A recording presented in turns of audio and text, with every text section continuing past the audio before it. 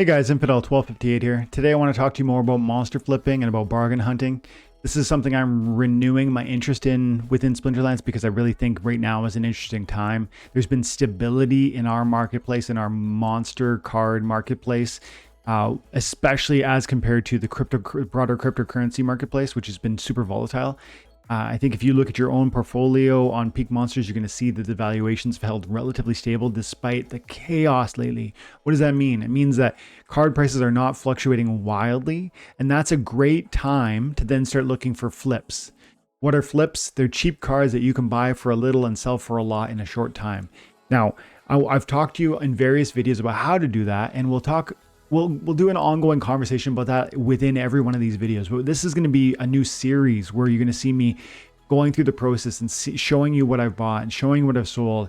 And in the last few days, I've sold and I've bought various assets that I think are going to sell for a lot more than they've paid. And I think it's this growth process and trajectory that over a long enough period of time can translate to significant gains. So I think you could do it too, and I hope you'll stick around and with me on the journey.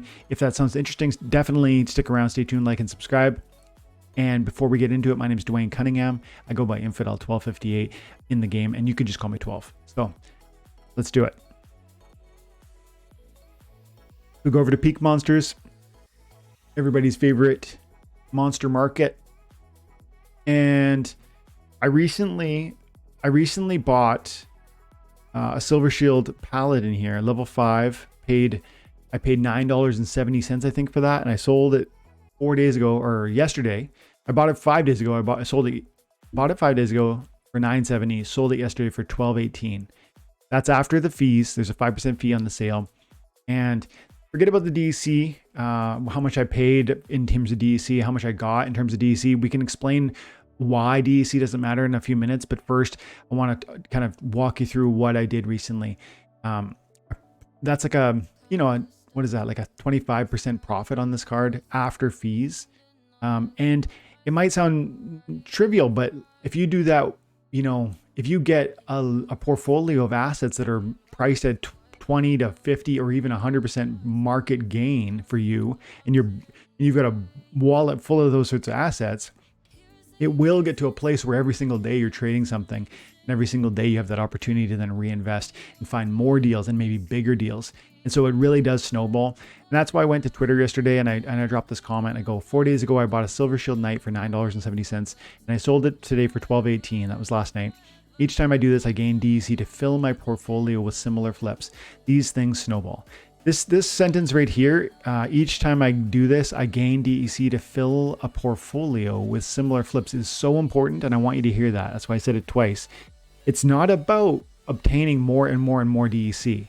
If it was about obtaining more and more and more DEC, I would have to care whether DEC goes up or down between the time I list the card and the time I sell it. Let me try and explain that. If I buy the card for $9.70 US and I pay, 12,000 DEC. I don't know how much I paid, but let's say I paid $9.70 at roughly 850 Splintoshis, and I got $12.18 roughly at 750 Splintoshis. Now, in this particular circumstance, that actually means I got not only did I get $2.50 worth of profit, I actually got more DEC because of the exchange rate changing. And so my US dollar value grew and my DEC, the number of DEC I had grew because of the fact that DEC fell in value between the time I bought it and sold it. But I don't care about that, and you shouldn't care about that. So I'm bringing this up because I saw a question down here from Stacking Gems. He goes, but didn't it go up because DEC dropped? No. This question and concern has an element of accuracy to it.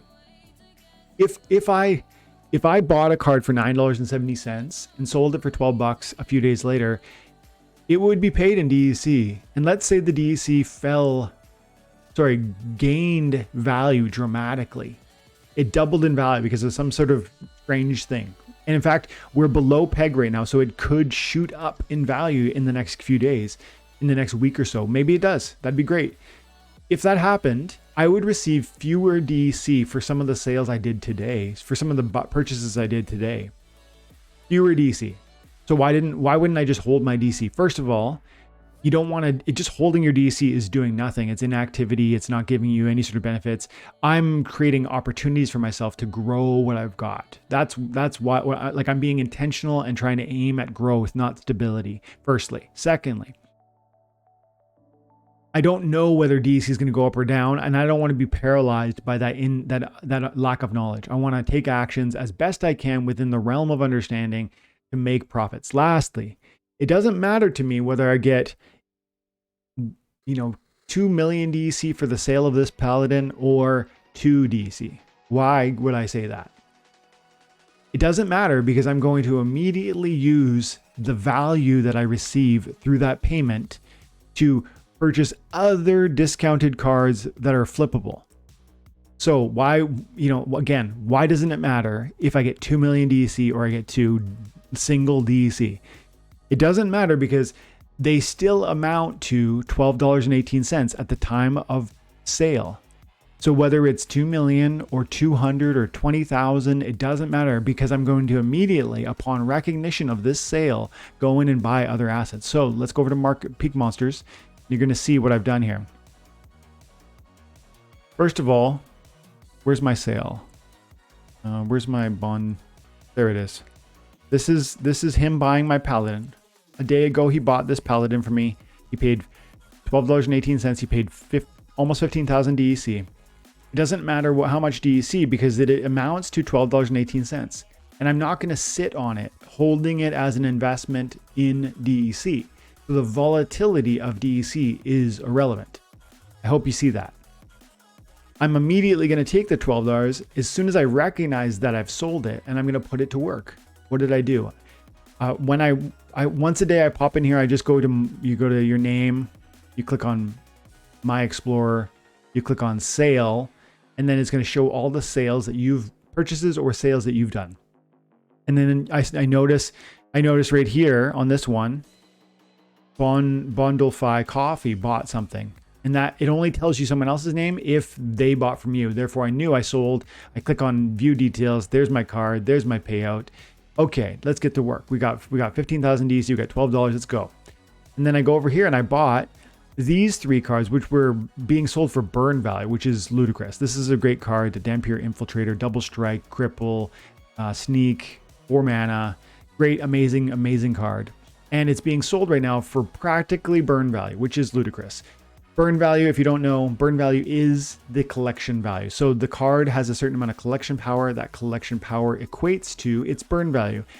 If you don't know, you can burn your cards, deleting them forever. And if you do, you actually get a DEC payout in the amount of the collection power of that card. Now, it is certainly sometimes the case that collection power, aka burn value, amounts to the US dollar value of that card.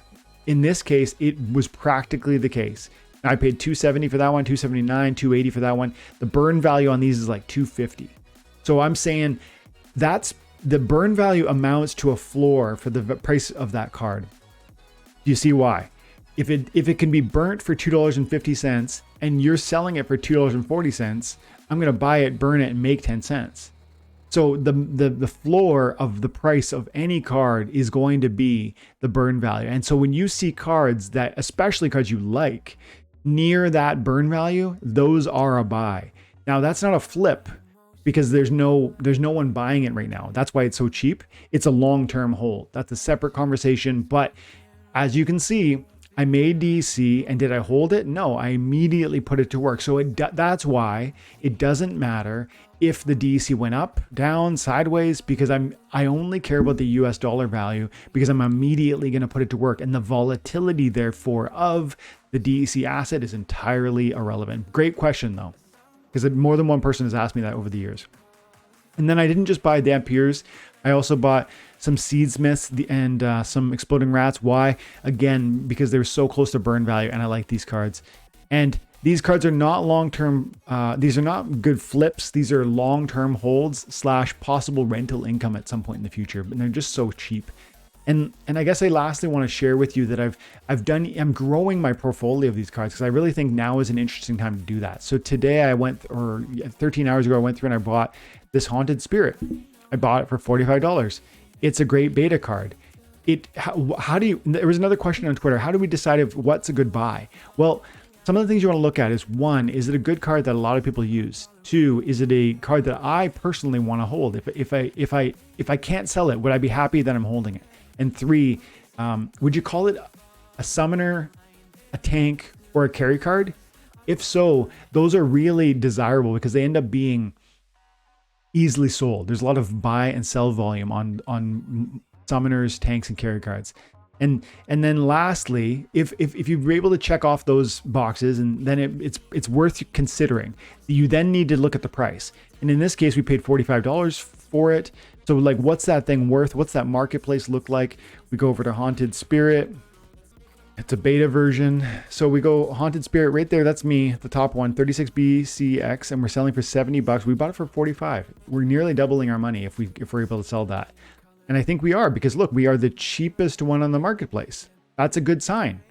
So I was able to look at the marketplace and recognize that it is a good card, that I would be happy to hold it, that I think a lot of people use it. I think it's both a tank and a carry card. And so it checks a lot of the boxes, and then the price point was such that it was just way too low.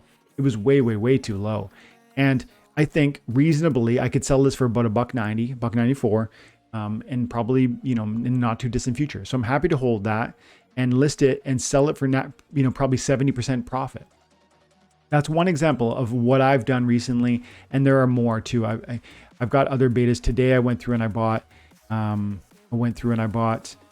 Pirate Archer was being sold. It's an amazing archer, 2 mana, 2 archery damage, 4 hit points, 4 speed, blast damage, amazing card. And it was being sold for $70, which to me at a max level is really, really reasonable. So I bought it. That's a long-term hold, not necessarily a flip. There really wasn't flipping opportunity there. I just think it's such a great card for that price point. This chicken was 3 BCX being sold for $3 per pop, $9.15 total. I think that's a really great price. And that was a card where the per BCX price was $3. But there was lots of cards that had 12 or 20 BCX that were priced similarly. So that felt inexpensive. And then great rental profitability. Like, this thing's getting 10 DC a day, and relatively low purchase cost. I think that's an amazing long-term hold, and probably a long-term sell too.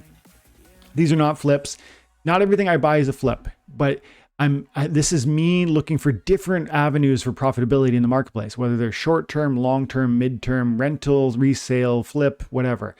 And then these two flips were ones I bought today. I bought Medusa Alpha level 5, Cerberus level 5 Alpha. This one I was able to buy for $40, $2 per BCX.